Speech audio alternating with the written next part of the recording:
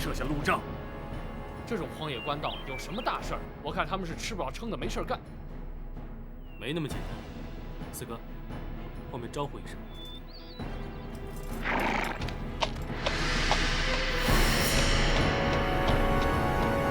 你们过来，接受盘查。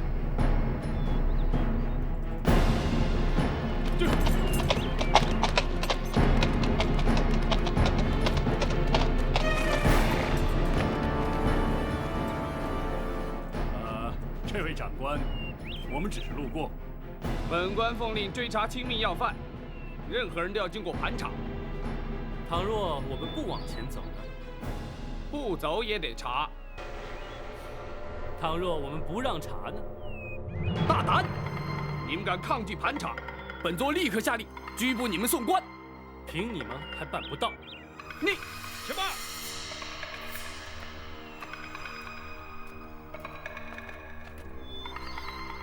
你们是哪里的官差？这你不必知道。此地离开封城不远，应该是开封府的辖地。可是你们并非是开封府的人。你怎么知道本座不是开封府的人？如果你是，你就该认得我。哦，你是什么人？开封府包大人座前侍卫赵虎。哈哈哈！好极了，我们等的就是你。上！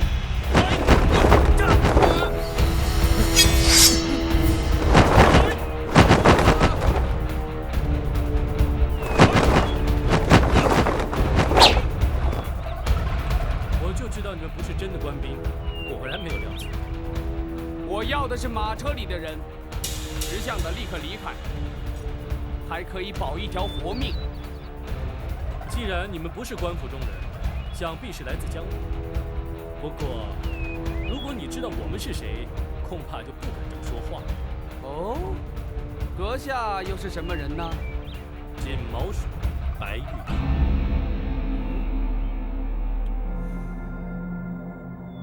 你不用看了，县空岛五署全在此，你还想拦我们吗？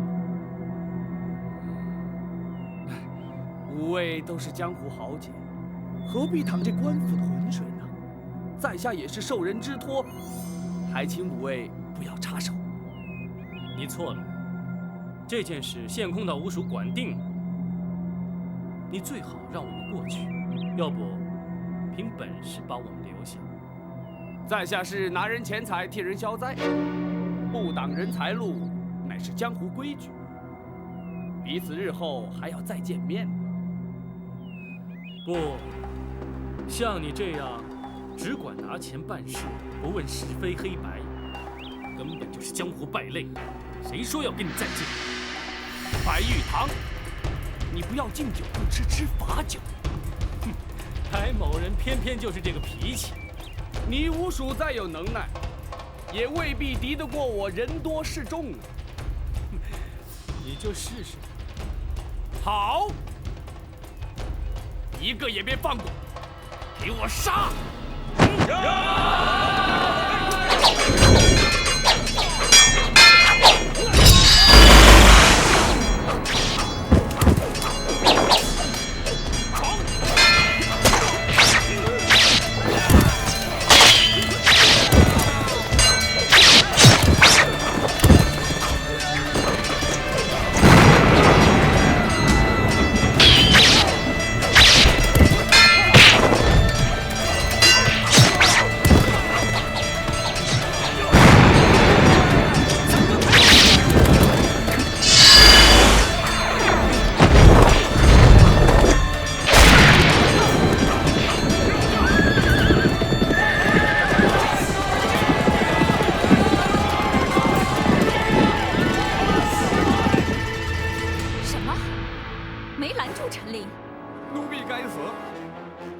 抬起头来！包拯不过派了2个人去接陈琳，你竟然会拦不住他？奴婢没想到包拯会派江湖人陪同保护，他们的人武功高强，奴婢的人根本不是他们的对手。江湖人，这包拯居然和江湖人串通一气，看来他是早就有了准备。陈琳如今人在何处？他已经进了开封府。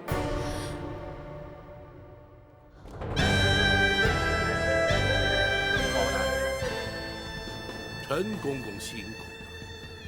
不，包大人信中所说之事，关乎至深至大，咱家哪怕跋山涉水，也要立即赶得来呀。只是途中竟会遭人伏击，却让公公受惊了。没事，有献空岛5位英雄保护，咱家安全得很。包大人，那位真的在开封，而且正在府衙之中。包大人，能否让陈琳立刻前去拜见？不急，老夫人正在午休，公公也稍事梳洗歇息，稍待，本府自会陪公公一道前去，如何？咱家随时静候包大人通知。张荣、赵虎，大人，令陈公公客房休息，并请献空岛武艺厅中说话。是。谢包大人。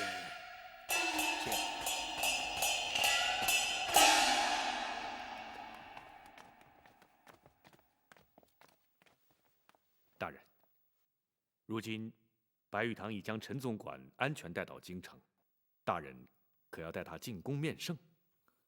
不，时机不宜。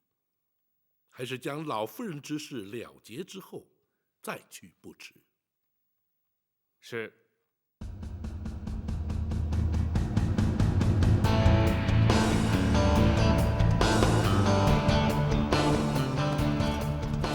见包大人。五位请起。谢包大人。陈公公安然抵京，无谓功不可没。包大人有令，草民兄弟岂敢不遵？幸喜人证无恙。包大人，包大人可知伏击拦路的是何人所指使？陈公公是本府侦办重大案件的人证，那指使伏击之人自然与本案有关，只是如今尚在查证阶段，本府不便透露。包大人办案有用得着我们草民兄弟之处，请尽管吩咐，我们定当全力以赴。对，包大人只要招呼我们一声就行。不敢有劳五位，此案牵涉太广，五位不宜介入。包大人，你也太瞧不起我们了，有我们加入，保证能帮包大人立刻破案。二弟，不得无礼。二哥，包大人不要我们介入此事，必有缘由，我们听命就是了。哎，并非本府不愿领情，只是五位介入，虽然对本案有所助力，却也可能因此而引人注意，反而有碍办案。届时岂非适得其反？包大人，可否听白玉堂一言？请讲。陈公公返京途中，对方伏击不成，势必会再度尝试。陈公公虽已在开封，却仍处险境。倘若仅留白玉堂一人暗中保护，既不会妨碍包大人办案，又可确保人证安全。如此一来，岂非两全其美？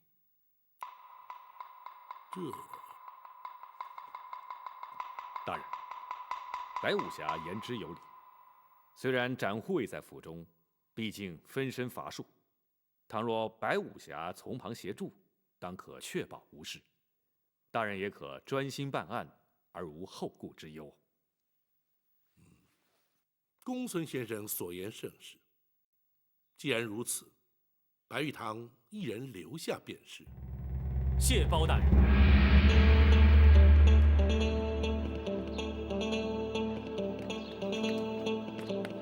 老五，你也太不够意思了！结果你一个人留下来，我们几个还得回陷空岛，什么热闹也看不了。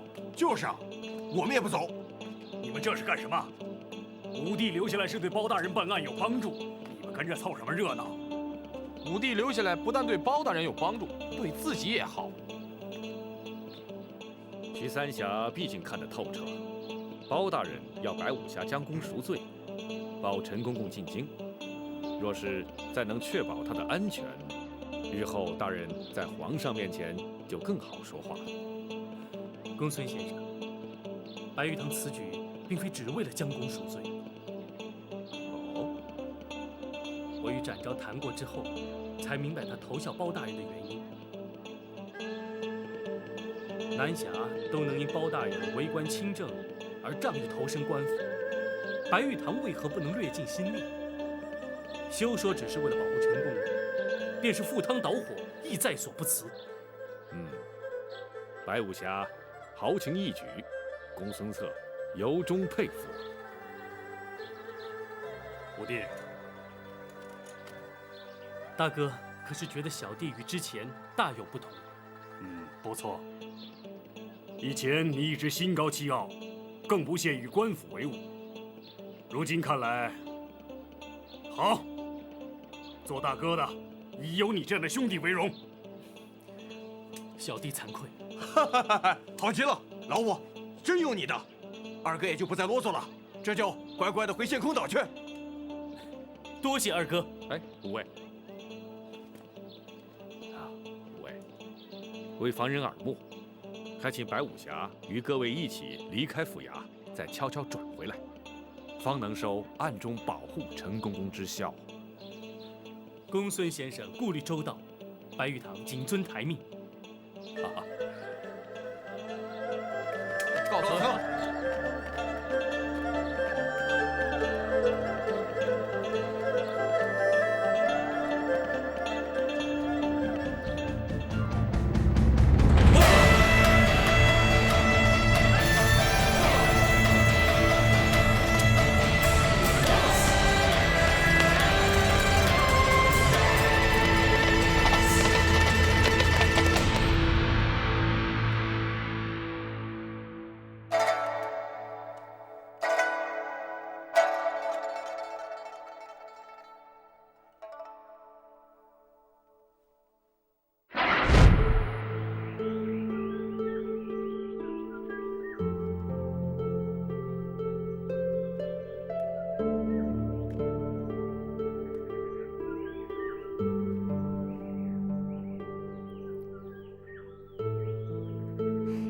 小小的金丸，竟然会是日后被封为皇后的凭证，真是太不可思议了。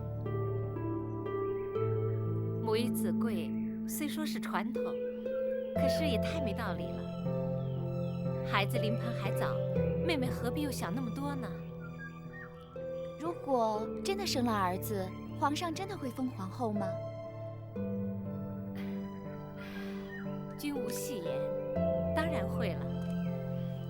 我想，只要我们的孩子平安降生，健康快乐的成长，我就心满意足了。姐姐比我先怀孕，自然会先生。那么将来，姐姐就是皇后了。现在生男生女还不知道呢。就算生了儿子，被立为太子又如何呢？你我姐妹情深，我的儿子就是你的儿子，太子是谁生的又有什么区别呢？可是太子毕竟只有一个，皇后也只有一个啊。妹妹，听我一句，权势富贵固然迷人，可是安详和乐更为重要。我们何其幸运被选入宫中陪伴皇上，可我们又何其不幸与家人断绝往来。身为贵妃，我们生活无忧，享尽荣华，比起大多数人更是天壤之别。妹妹，所以只要我们生活的快乐、健康、平安，谁是太子，谁当皇后，真的一点都不重要。妹妹，你说呢？嗯。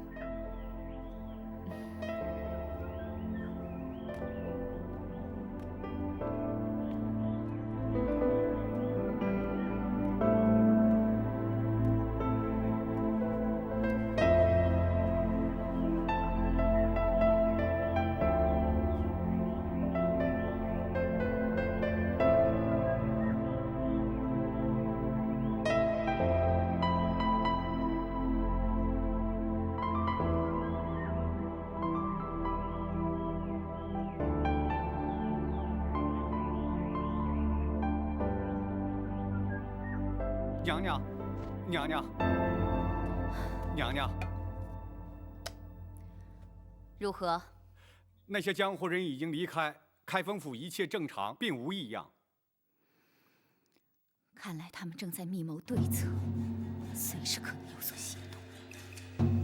娘娘，奴婢从头到尾的仔细想了一遍，这实在不明白，他们又能对娘娘如何呀？怎么说？当年是先皇下旨赐死李妃，这火烧冷宫是总管秦凤自己干的。这狸猫换太子，只有寇珠参与其中，而寇珠却又早已命丧九泉，他们怎么追也追不到娘娘身上啊！郭淮，你跟着哀家30几年，竟然会如此懵懂？请娘娘明示。全案最为关键的一点，是当年那被换去的小太子下落何方。这，如今即可断定，当年寇珠非但没有将太子掐死埋葬，反而交给了陈琳，随后他便去了八王爷府，而八王爷如今更参与此事。娘娘，那么太子当年是交给了八王爷，可是这20多年都过去了，可太子他从来没有露过面呢。如果当年那个小太子活了下来，如今该有多大岁数了？27、8岁吧。不错，正与皇上同庚。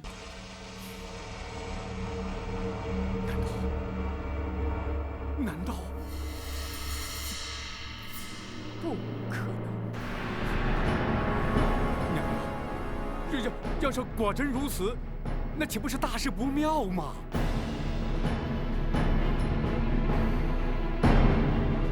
这正是事隔20年之久，李妃和陈琳会相继回到京城的主要原因。奴婢陈琳叩见娘娘。陈公公，快快请起。谢娘娘。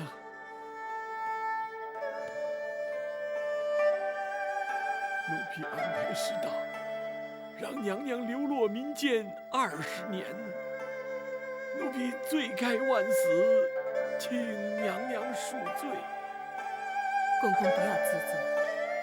当年若不是公公冒死相救，哀家又岂能活到今天？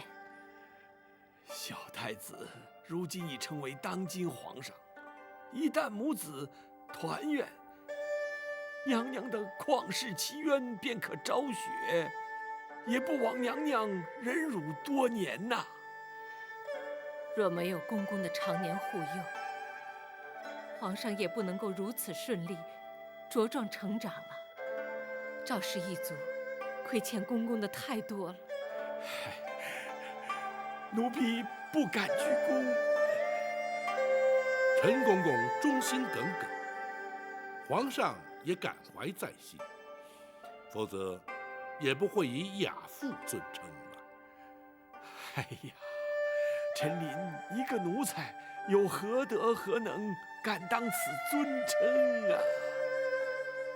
陈公公的忠肝义胆，后世自有公平。眼前本府有若干的不明之处，还请公公示意。包大人尽管提出，臣临知无不言，言无不尽。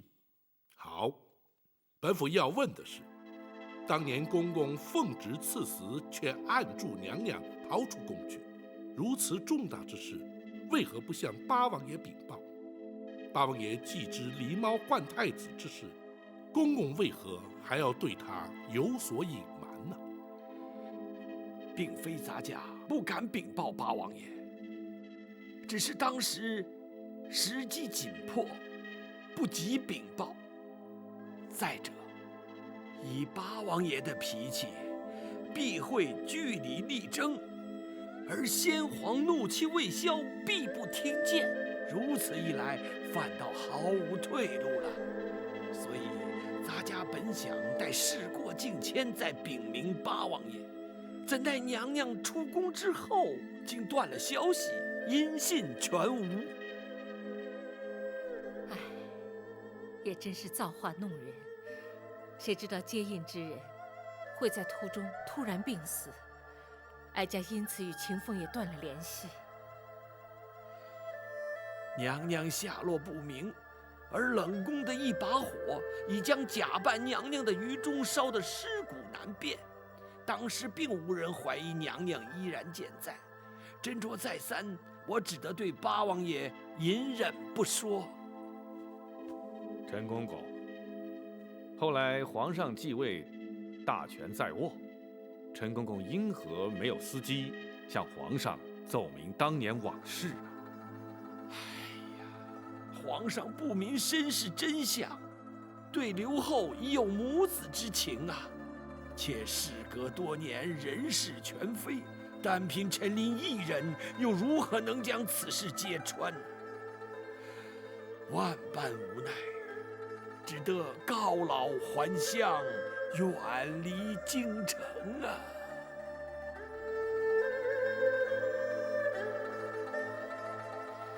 换做任何人，恐怕也无能为力。本府尚有一事，百思不得其解。娘娘逃离后宫当夜，冷宫当即遭到火焚，想必不是巧合。不知陈公公可知其中内情？冷宫失火，乃是秦凤自焚呐。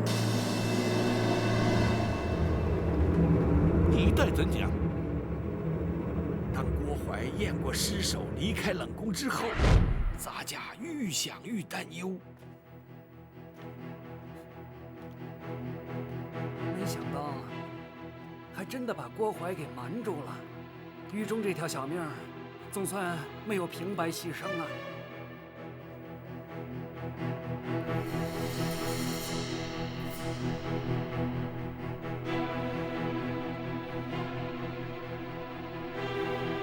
公公，还有什么问题吗？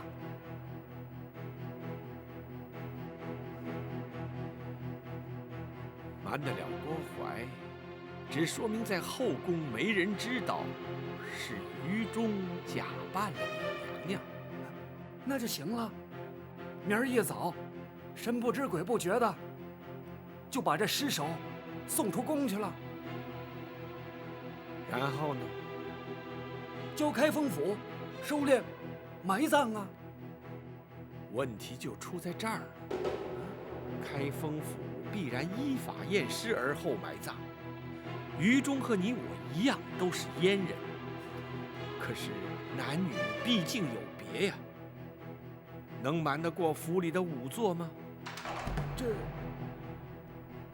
一旦仵作发现真相，必向宫中回报，郭槐还是会知道。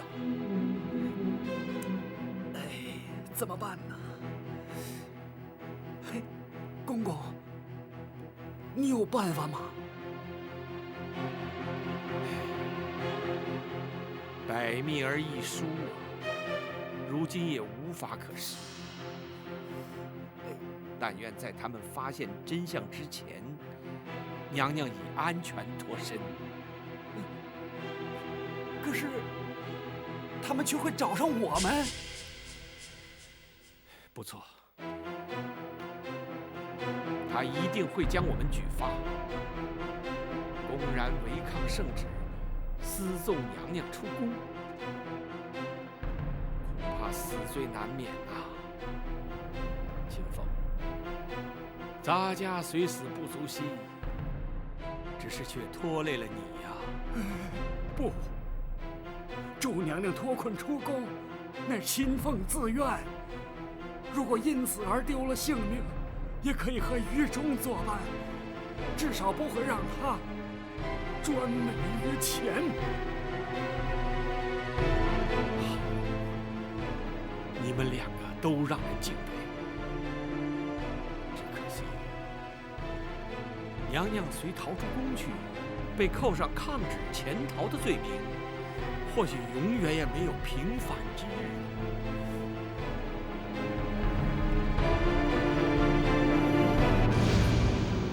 我有法子了。哦，你快说。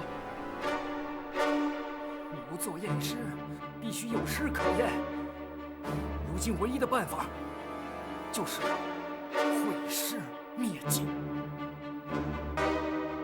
话虽不错，可是郭槐再三交代要你看顾尸体，一旦毁尸灭迹，他仍然会找上你。而且必会怀疑你毁尸灭迹的目的。我有把握，叫郭槐不会怀疑，也无从追查。事关重大，你必须说明用什么法子。今夜3更，冷宫会有一场大火，火场之中只有2具焦尸，一具是李娘娘，另一具是冷宫总管秦凤。你说都是死，就让我死得值得些。秦凤，请受我一拜。公公，只请公公答应我一件事。你说。请公公务必保娘娘有朝一日平反沉冤，让秦凤与于中死而无憾。秦凤留下了宫外接应娘娘之人的联络方法，当夜冷宫起火，我没敢去火场，怕的是难掩悲伤露出痕迹。秦凤虽死，却掩盖了真相，没有让郭槐起疑。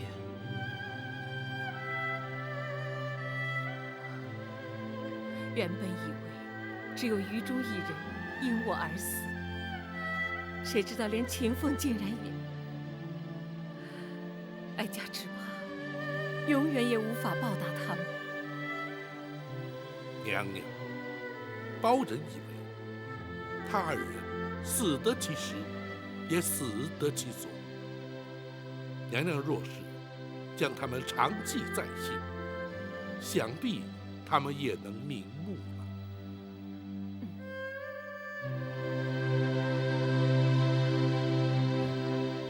陈公公，学生有疑问想要请教。公孙先生，请说。当年与郭槐狼狈为奸的首席产婆尤氏，下落如何？陈公公可知晓啊？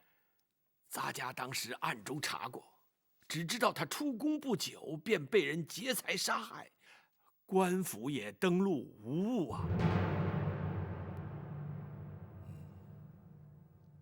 显然是杀人灭口。然而还有一人最为关键。包大人所指何人？寇珠。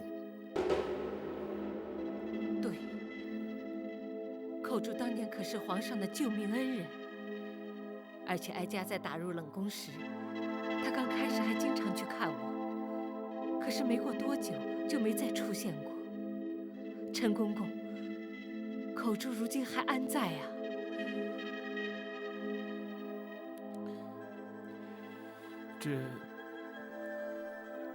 陈公公，寇珠可说是此案关键，对大人平反此案帮助甚大。不错，若是能有寇珠的证词，远胜于其他。莫非寇珠竟然也……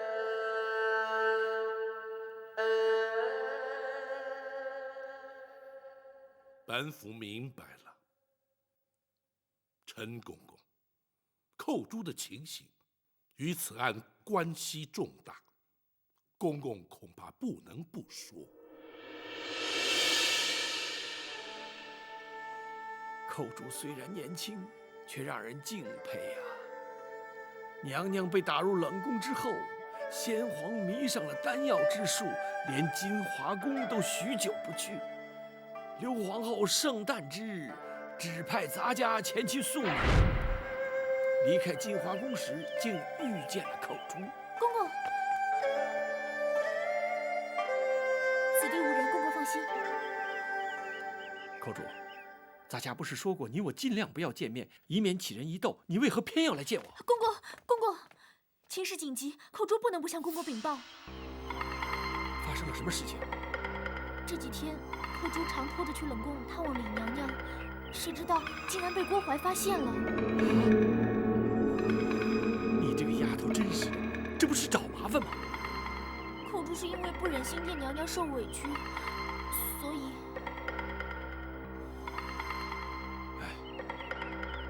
你赶快向郭槐认错请罪，任他处罚，相信不会有什么事的。不，他已经起了疑心，甚至追问我当初把太子的尸首埋在什么地方。啊？他想干什么？他打算挖出尸骸，确认无误。哎呀，这可怎么办呢？我推说记不清楚，胡乱指了几个地方。不行，这迟早会被他发现。寇珠明白，来找公公是要公公多加小心，不能把太子的去向透露出来。咱家当然不会说了，只是你，寇珠也绝对不会说。他一定会用刑逼迫，万一你熬不住酷刑，岂不是前功尽弃吗？公公，我不会给他机会。怎么说？我会尽量忍，实在忍不住，寇珠会矢口否认，以死明志，让他认为的确是冤枉了我。哎呀，你这个丫头啊！哎，公公一定要尽全力保护太子长大成人，寇珠也就心满意足了。寇珠啊！公公保重。寇珠不过是金华宫一名小小的程御侍女，竟然会有如此惊天动地的气魄。陈公公，那寇珠后来究竟如何？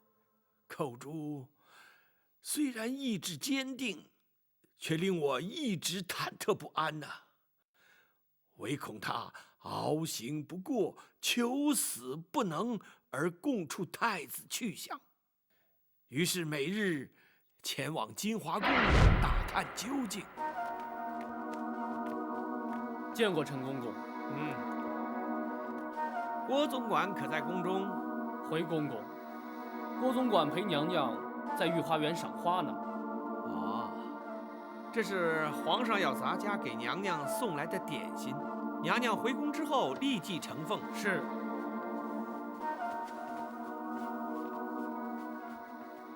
哎，怎么捡这个时辰清扫？皇上随时可能驾临，若是冲撞了圣驾，那还了得？回公公，是郭总管临时交代的。哦，为什么？昨晚有一名程御撞柱自尽，留下了血迹，郭总管交代要立刻清洗。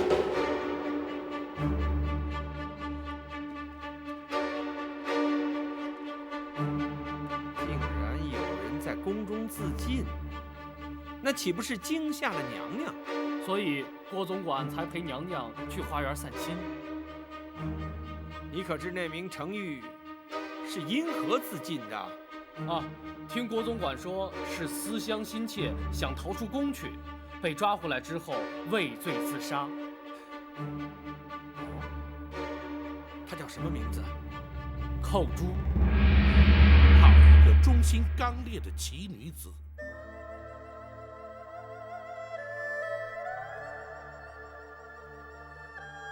又是一条为了哀家而牺牲的无辜生命，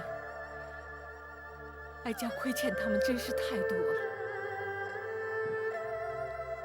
既然寇珠是自尽身亡，想必没有泄露太子的下落。的确如此。寇珠既然已死，他们自认天衣无缝，而狸猫换太子的阴谋永远也不会被揭穿，故而不再追查，这才使太子得以安然无恙地在宫中成长啊。只是如今，非但会揭穿30年前的谎言，他们更会因此而付出代价。陈公，本府对此案的疑点均已厘清，多谢公公指点。咱家只要能在有生之年亲眼目睹旧案平反，奸人伏法，也就不枉此生了。届时还要请公公作证对质。臣您静候包大人传唤。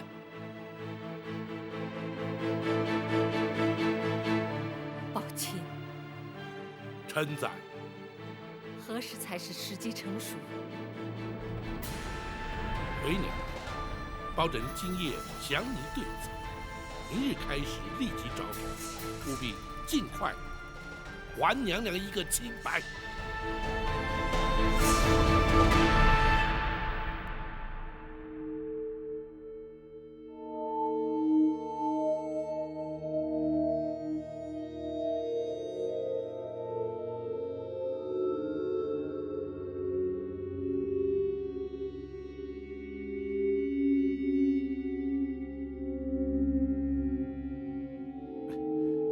奴婢郭槐告进。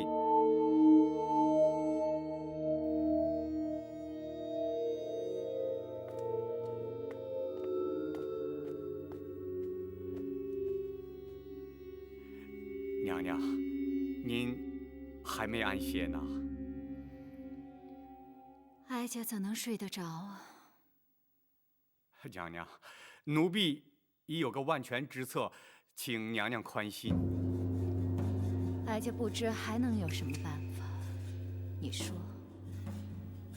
李妃陈琳若不在人世，想必八王爷也不会旧事重提。如今他们两个都在开封府，奴婢派人今夜就去把他们两个斩草除根。陈琳进京您都拦不住，更何况开封府还有展昭在。那些江湖人早已离开了。一个展昭，他分身乏术，奴婢只要杀掉他们其中一个，他包拯就难以翻案了。若是刺杀不成，岂不反成了包拯的口实？那就连包拯一块杀。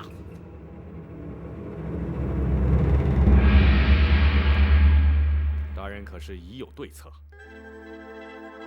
寇珠、秦凤、于中，甚至于加上产婆尤氏，有4条人命牵扯其中。如今已不单是为娘娘平反，而是涉及无辜命案。本府明日一早立刻去见八王爷，开始侦办。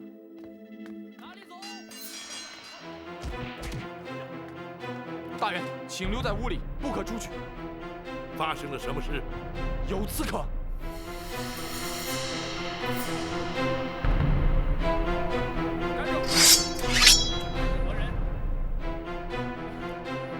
有人进府行刺。老夫人放心，有我们在。老夫人，站展大人就在门外，谁也休想闯进来。守住房门。是。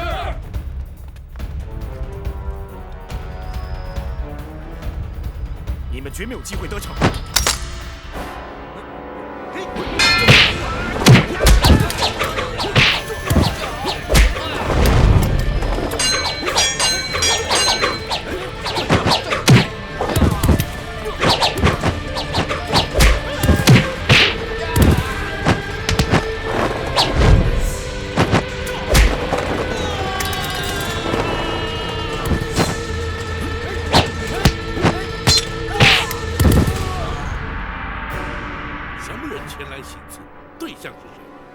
回大人，来了几十名黑衣人，分批往不同方向而去。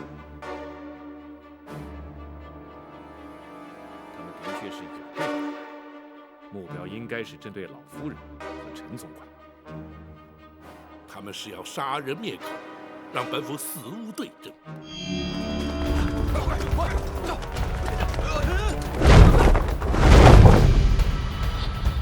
白玉堂在此。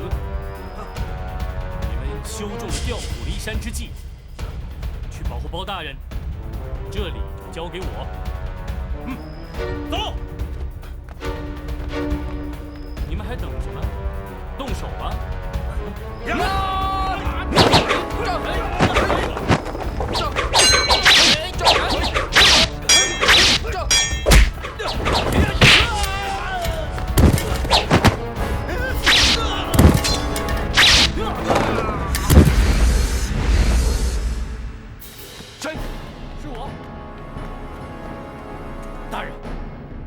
情形如何？展大人和张荣、赵虎保护老夫人，白玉堂在府衙门口挡住刺客。你为何不带人前去助一臂之力？白玉堂担心刺客调虎离山对大人不利，属下已将衙役派驻在书房外。他们这是孤注一掷。你们这些拿钱办事的杀手，根本就是江湖败类。今天碰上我白玉堂，算你们倒霉。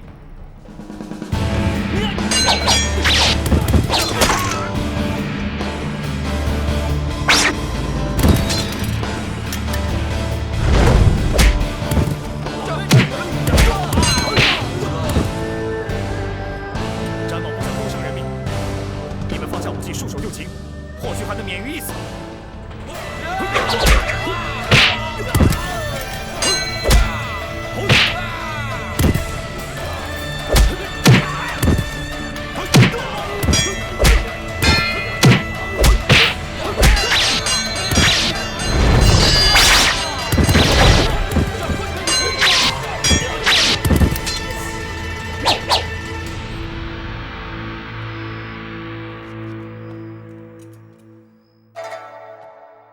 娘娘受惊了。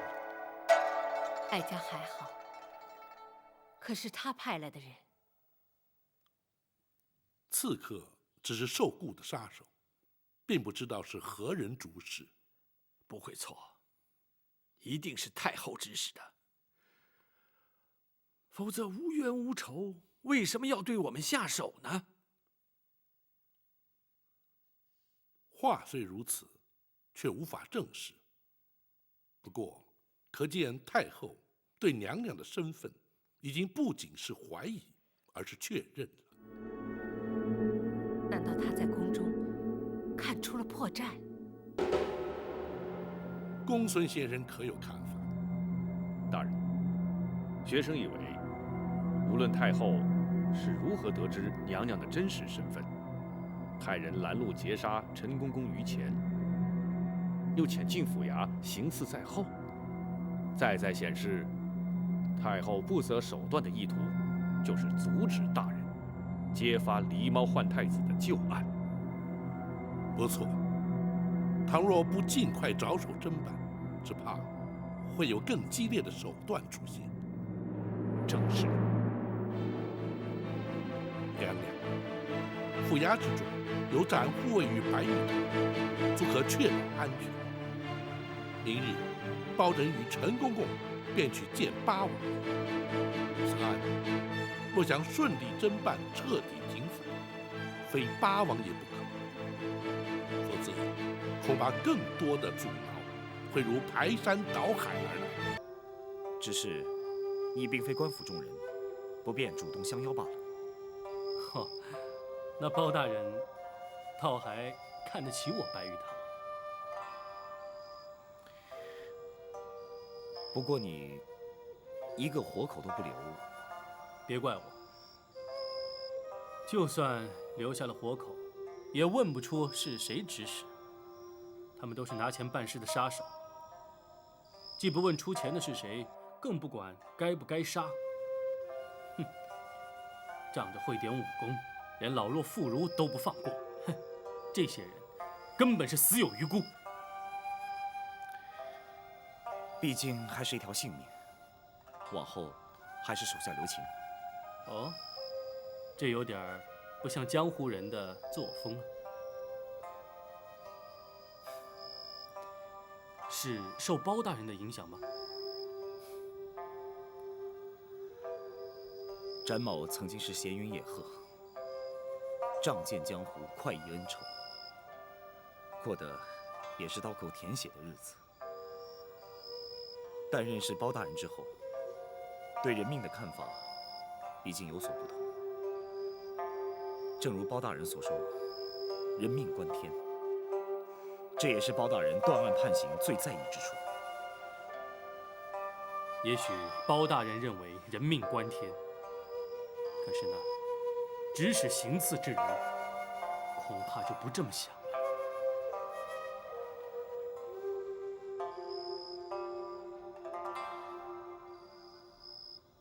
奴婢该死，没想到那帮杀手根本就没用。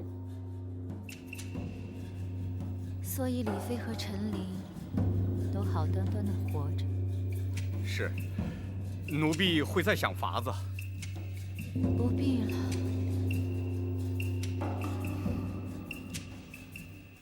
这几天哀家接连着梦见寇珠，看来他是向哀家索命来了。或许当年，哀家不应该为了争夺皇后的位置，干下那些昧着良心的事。如今报应终于来了。娘娘，这么多年都过去了，不能因为李妃和陈琳的出现，或是包拯插手翻查旧案，就把这来之不易的皇后宝座轻易放弃呀。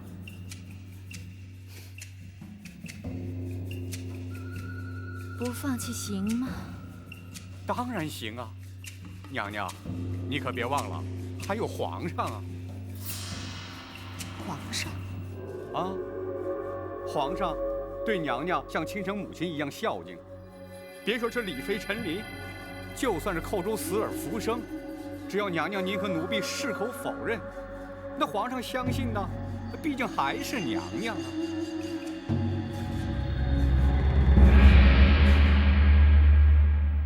当年将李娘娘诈死，逃出宫去之事，瞒住王爷，实乃情非得已，还请王爷恕罪呀。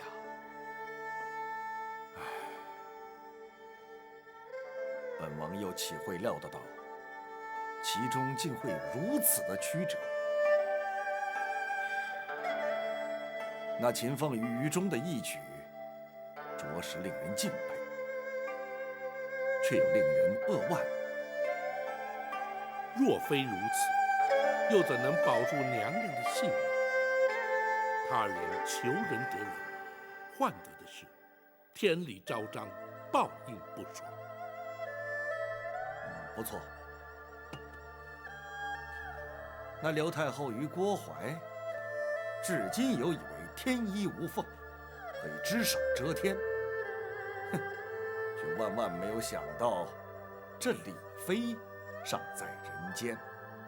不，他们不但知道，而且昨夜还派人前往府衙，企图行刺娘娘与奴婢呀。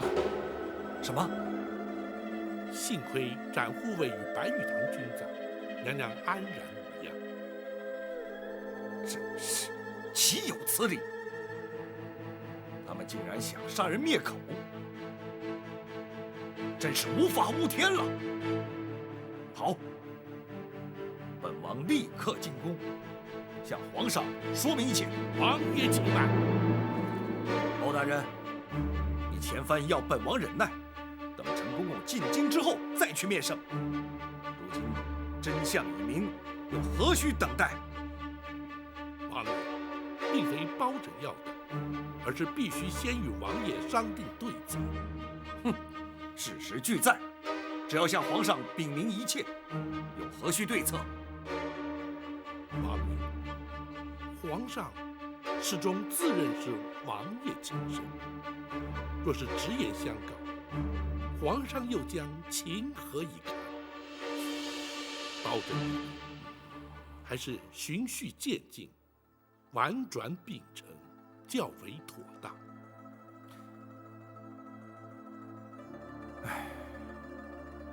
不错，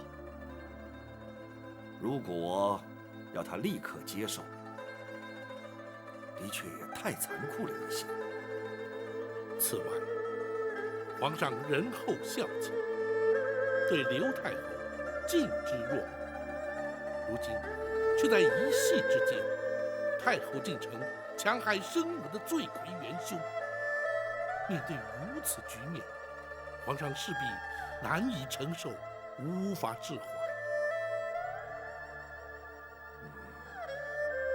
陈琳，奴婢在。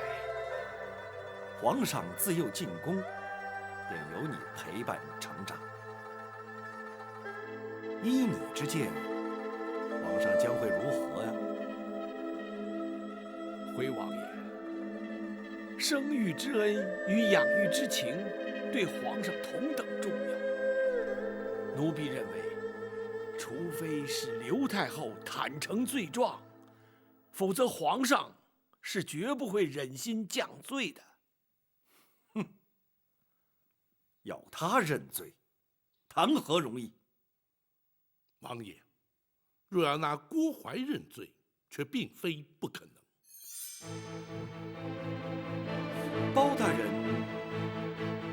是要从郭槐身上着手？正是。那郭槐做贼心虚，定然不肯由包大人传唤审讯。刘太后心知肚明，也绝不会放人。包大人又如何能让那郭槐认罪呢？包拯倒有意见，只是必须陈公公协助才行。包大人，有用得到陈琳之处，尽管吩咐。若用此计，陈公公先得进宫面圣。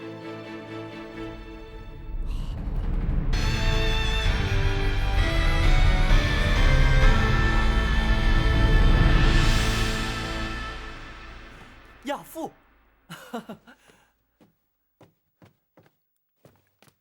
坐。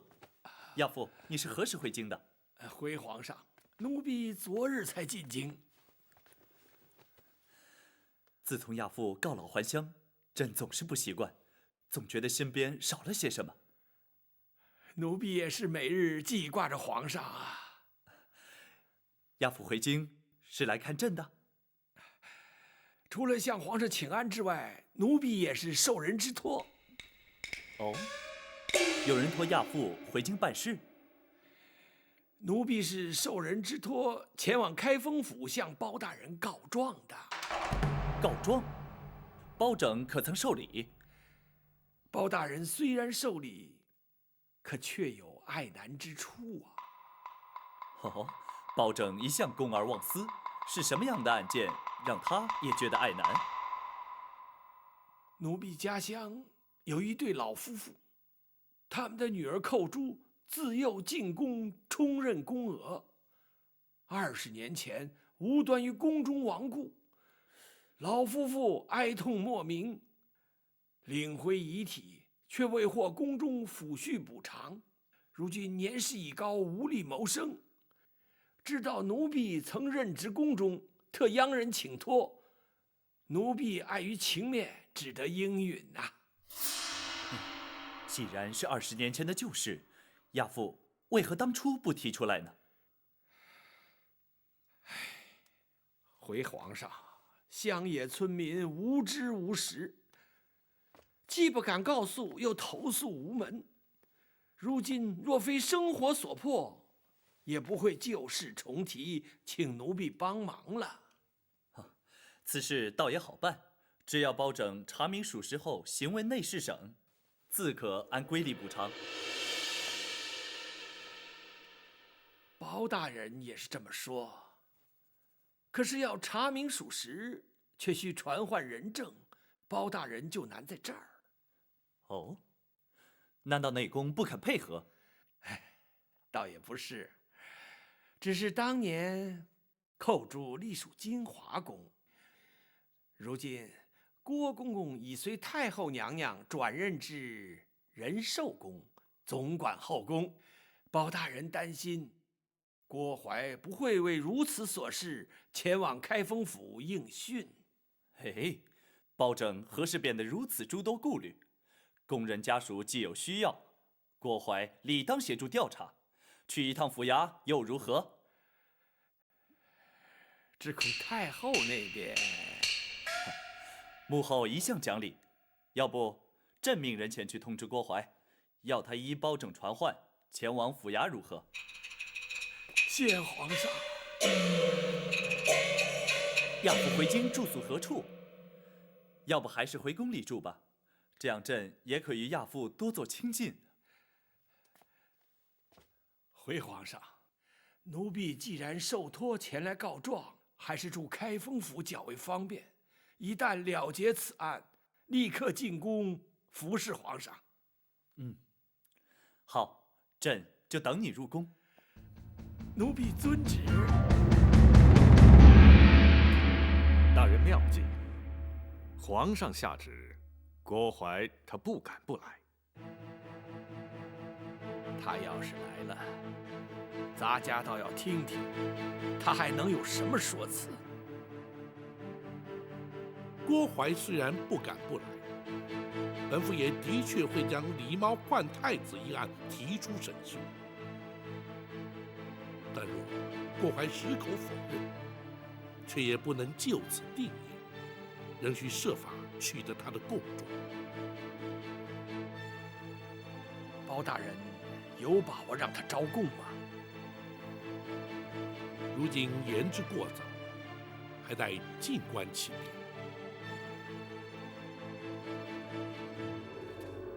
要你去开封府应讯，皇上怎会下这样的旨意？都是那陈琳使的小计，让皇上误以为只是让奴婢去做个见证。什么见证？证明寇珠当年乃是在宫中身亡。寇珠，娘娘放心，那陈琳只是假借寇珠家属请求抚恤补偿之名，奴婢就成全他，交内侍省拨点银两就可以结案了。难道包拯不会利用此案牵扯出当年旧案吗？娘娘请放心，奴婢自有办法让他包拯白费心机。不，包拯人称青天有名的断案如神，你不能去冒险。哀家去见皇上，请他收回成命，免除你去开封府应讯。娘娘不可。有何不可？奴婢若是不去，那岂不显得心虚？包拯势必就会借机大做文章，借题发挥，甚至在皇上面前扯出旧案来，你反倒顺了他们的心意啊！倘若你去了，难保不会陷入包拯问案技巧，落入圈套的。娘娘，奴婢自会掌握分寸。一旦包拯提及狸猫换太子一事，奴婢就会矢口否认，任他包拯如何断案如神，也难从奴婢口中套出半句话。倘若他对你用刑，受刑不过，你必定还是会招供。娘娘，包拯他一向以清官自诩，而不耻于动辄滥用三目之刑的酷吏，奴婢相信他不会动刑的。若是他一反常态，真的用刑，你又当如何？他若是严刑逼供，奴婢事后也会翻供，依旧让他白忙一场。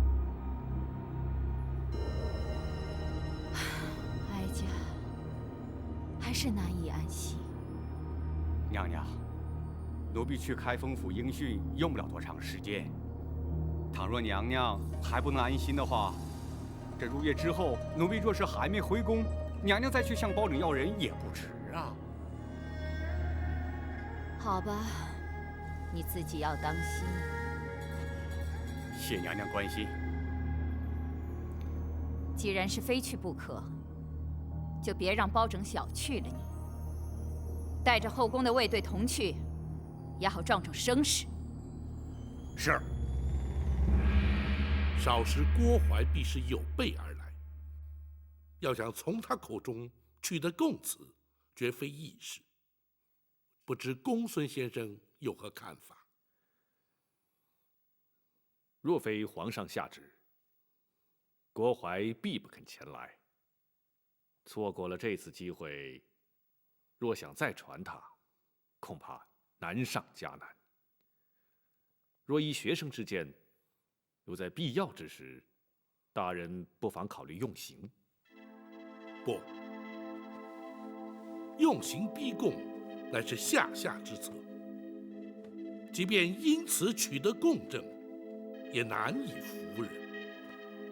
再者，用刑腐烂，往往造成冤案。开封府乃是京畿要地，又岂可助长此风？大人，请恕学生直言。所谓通权达变，面对如郭淮之辈如此重大之案，若不用刑，恐怕无法让他俯首认罪，令案情真相大白。正因为郭淮并非一般的刁民恶吏，李茂换太子一案更非一般刑案，所以更要谨慎，稍有不慎，必生争议。轻则难以平反，重则动摇国本。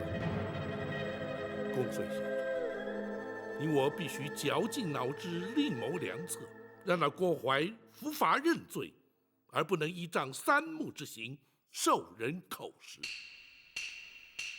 是，学生明白。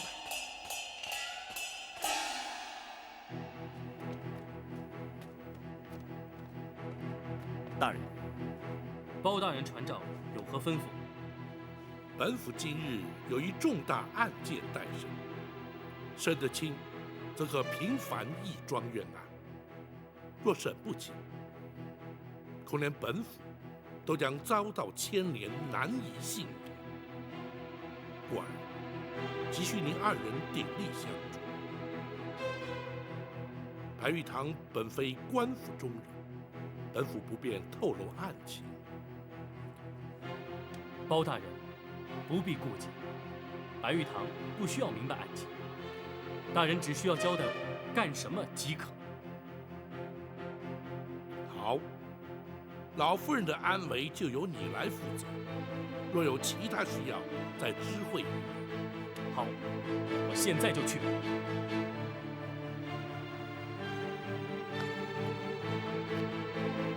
大人，属下要做什么？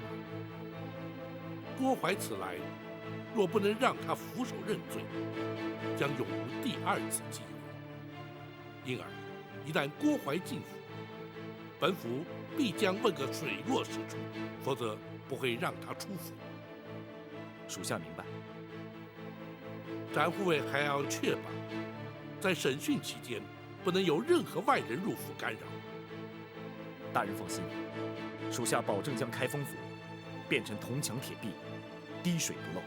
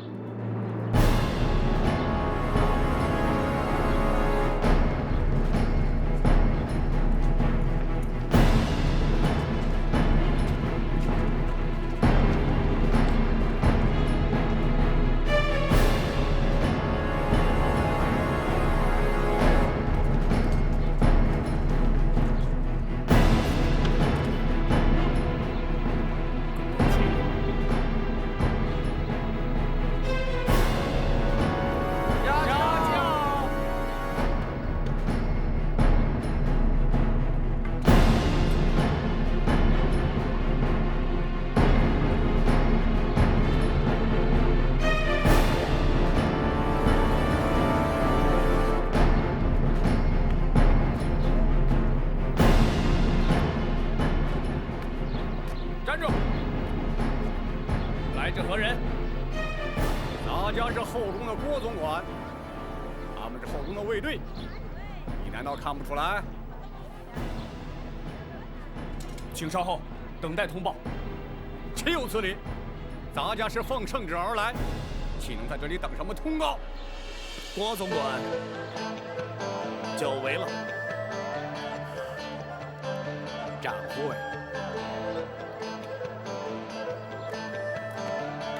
展会。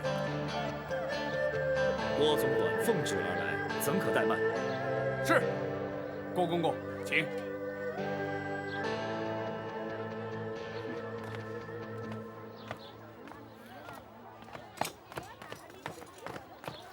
慢着，你们是干什么的？他们是后宫的卫队。包大人可曾传讯他们？他们是咱家的随行卫队。詹某明白了，原来公公奉旨而来，乃是传宣皇上旨意的。不，咱家是奉旨前来包大人的公堂应讯。既是前来应讯，依府中规定，不得有闲杂人等随行，还请郭公公包涵。你们就在外面等候公公吧。展会。后宫有后宫的规矩，衙门也有衙门的规矩。若是郭总管无人随行就不入府，詹某也不敢强人所难。请回吧。咱家既然来了，岂有回宫之理？你们退下吧。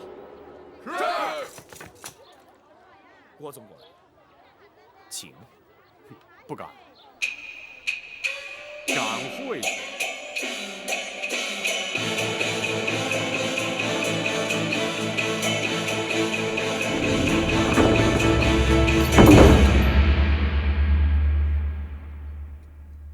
郭公公亲临开封府，协助本府审案，在此谢过。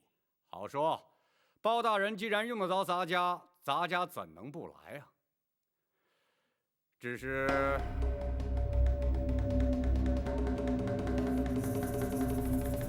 如何？陈公公为了一点小事就惊动圣上下旨，是不是有点小题大做了？郭公公言重了，咱家只是向皇上请安了。皇上问起为何进京，咱家岂敢隐瞒？至于皇上是否下旨，郭公公是否原来，那就与咱家无关了。你明知咱家若是不来，就是有抗旨之罪，又何必故作姿态呀？如今郭公公既然来了，又何必多做计较？再者，既是昔日宫人家属来告，郭公公于情于理都该施以援手，助其脱困。不知郭公公以为然否？那是当然，咱家就是为此而来呀。本来就不该惊动皇上下旨啊。那好，公孙先生，学生在。相关事政可曾齐备？回大人，都已经准备好了，就待大人升堂了。且慢。郭公公可有见教？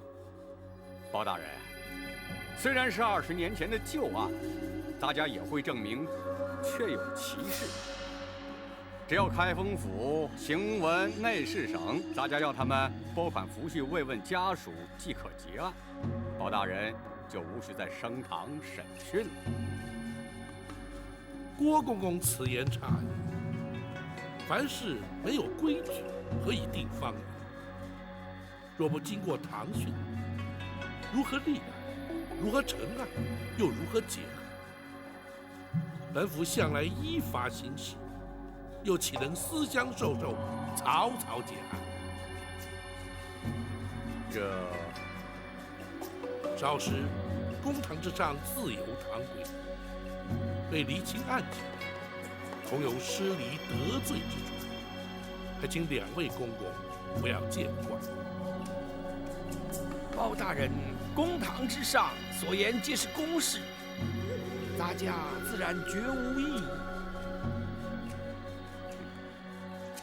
咱家既然是应讯前来，那当然是应该由包大人说了算。那好，既然如此，王朝马汉张龙赵虎在，传令升堂。是。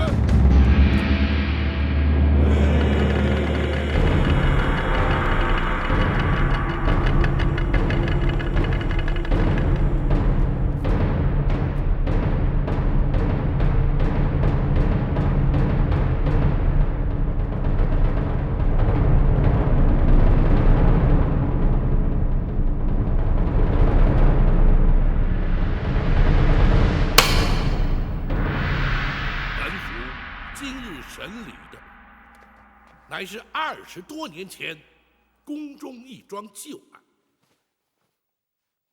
前内侍省首领太监陈琳受苦主家属委托，视为原告。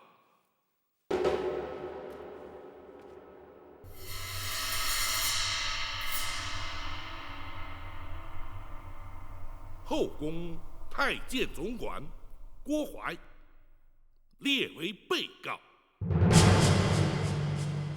包大人，咱家是前来应讯作证的，这如今却怎么成了被告？苦主寇珠当年身亡之时，任金华宫承御之职，当时你乃是金华宫总管，自当列为被告。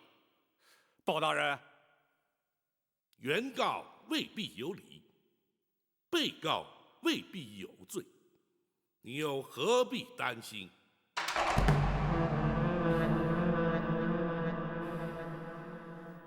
公堂之上，一问一答都有记录。2位既是原告、被告身份，本府不用官称，而直呼其名，还请担待。陈琳，包大人，你状告何事？仔细说来。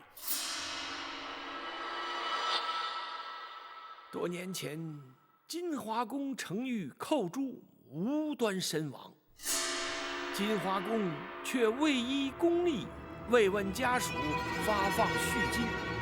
如今寇珠父母年迈贫苦，难以为生，委托咱家状告金华宫，请求补发恤金。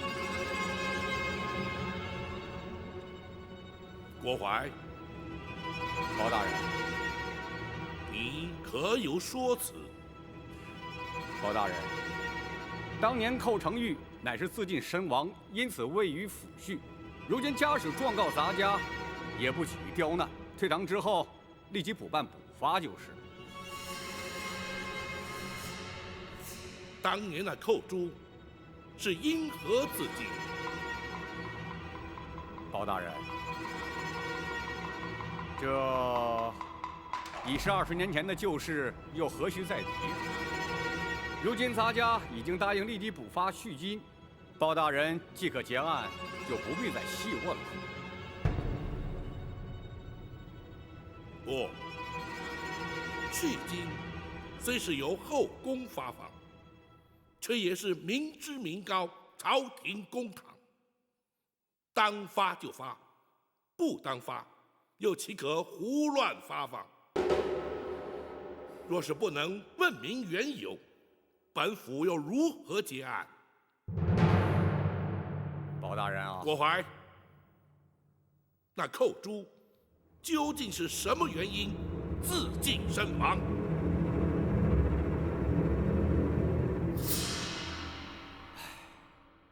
包大人啊，这些陈年旧事，咱家本不想再重提。既然包大人执意要问，咱家也就只好实话实说了。当年寇珠不耐宫中寂寞，思念家人，竟然逃出宫去，却被抓了回来。你这是干什么呀？啊！后宫戒备森严，你当真就以为能逃得出去吗？啊！现在倒好，被抓了回来，你让咱家怎么办呢？公公，寇珠实在是太思念家人了，请公公大发慈悲，让寇珠回去吧。唉，宫门深似海，入得出不得。不到年迈退休，谁也休想离开，就连咱家也不例外。咱家就是想帮你，也帮不上啊。寇珠实在是不能再待在宫中了，否则一定会发疯的，请公公成全。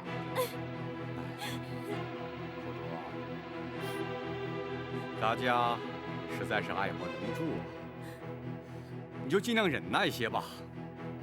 这2天，咱家也不怕你差事，你好好休息啊。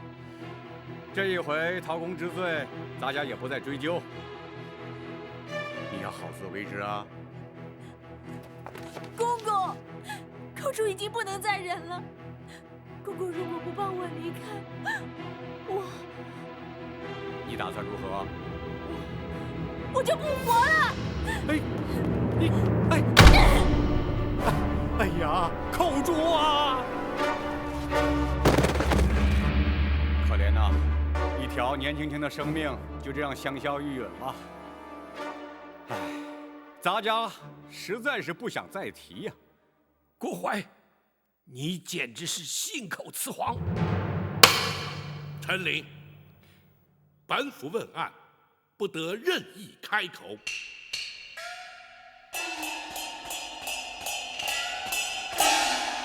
郭槐，倘若你所言属实，为何本府派人遍查当年进宫门卫日志，却并无寇珠潜逃出宫被捕纠办的记载？包大人查了门卫日志，本府审案之前当然要查。回本府问话。当时咱家唯恐坏了金华宫的声誉，刘妃娘娘，也就是当今太后，一向最重宫誉，咱家是怕被责罚，所以要求门卫隐瞒不报。是吗？倘若包大人因此而追究咱家失职，咱家坦诚不讳，只是该由内侍省惩处，这开封府似乎就无权干涉吧。不错，本府的确无权干涉。然而，那寇珠身亡之后，遗骸却必须送出宫去，交开封府验尸定验。本府直司开封府府尹，恰恰有权干涉。公孙先生。是。历年来，开封府文书案卷均有归档移交。经查，金华宫程昱寇珠，乃是因为头骨遭撞击破裂，流血致死。那的确是他自己撞的。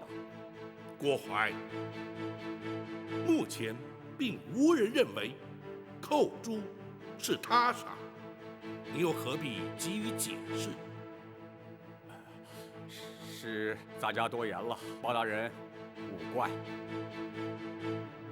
公孙先生说下去。是。验尸单上明白记载，尸身上有多处外伤，疑似遭皮鞭抽击所致。显见，死者在生前曾遭人施以鞭刑。哦，包大人，这寇珠身上为何出现鞭痕，咱家实在不知啊。或许是旧伤痕招仵作误判所致啊。就你适才所述，当年你非但未曾责罚寇珠，甚至对他安慰有加，更遑论对他用刑了。的确如此，包大人明鉴。启禀大人，诗单上还另有记载。说。是。从血渍的情形以及伤口来研判，仵作断定，鞭伤与头骨破裂致死，但是同一时间造成。不可能！郭槐，本府倒要听听你作何解释。包大人，咱家的确没有对他用刑，或许是仵作验错了。你或许不知官府中的规矩，本府不妨告知于你：仵作验尸程序周密，除仵作本人，还需有相关衙差从旁见证，签押为凭。入殓之前，更有他人复验，一切无误之后，方可结案。其所以如此繁复，原因无他，只因人命关天。若仵作验错，本府却可断言，在京畿重镇的开封府，几乎全无可能。包大人，适才，你为何要言谎？你为何要对寇珠施以酷刑？他可是受刑不过，宁可求死。你又为何要以酷刑将他逼死？凡此种种，原因究竟何在？你若不将当年情形照实说来，休怪本府不讲情面，依法论罪。包大人啊，这事隔20多年，咱家实在是记不清了。可是咱家的确没有说谎啊。当年寇珠是因思念家人，潜逃出宫，咱家何必对他用刑，更何必逼他自尽呢？哼，那寇珠究竟是自尽，亦或是遭人杀害，尚未可知。你如何证明寇珠是思念家人而宁可自尽？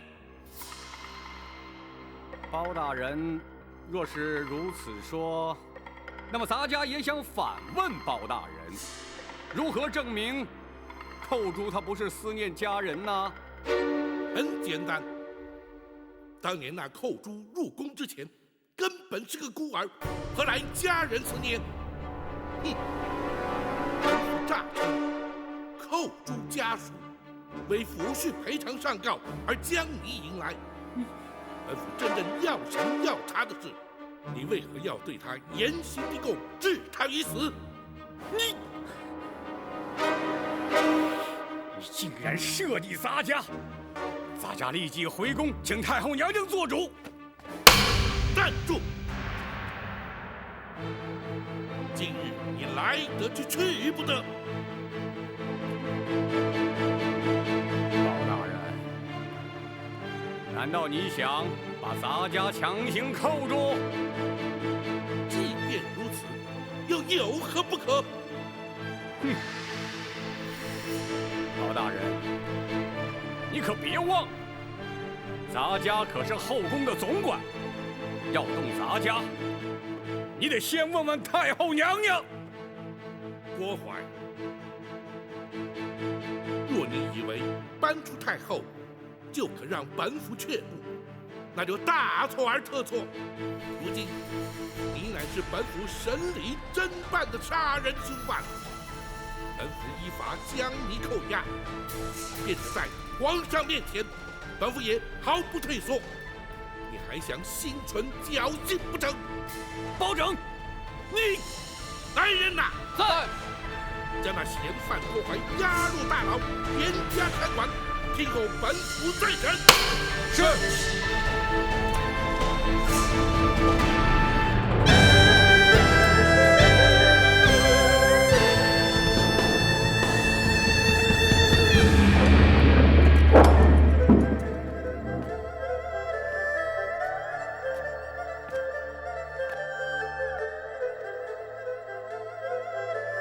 郭总管应包大人之邀，留在府衙继续聆讯。